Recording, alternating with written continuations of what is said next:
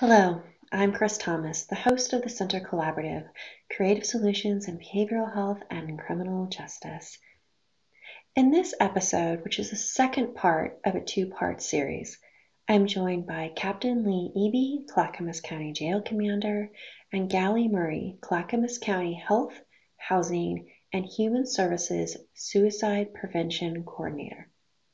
For the background about the topics we discuss in this episode, please listen to part 1 before listening to this episode. In this episode, we further discuss the changes that Clackamas County Jail made in its collaboration with behavioral health and their intentional approach to suicide prevention at the Clackamas County Jail. They instituted a rescreening at the 2-week mark using the Adult in Custody's, also known as AIC's, tablets that they have, to do a volunteer screening over the tablet, which is fantastic for folks who don't want to talk in person. And they've found that adults in custodies have used this to reach out, and they have been able to automatically follow up because it's all electronic.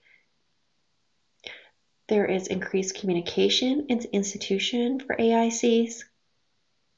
AIC's free access to the Clackamas County Crisis Line, increasing communication with loved ones, enhanced training for staff, and a new behavioral health discharge planner position, which coordinates the continuity of care for AICs upon release.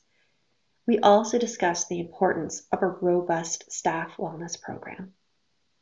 In part 1 and part 2 of this series, we have links in our show notes for the resources discussed. Many of these resources are free or have very little cost associated with them.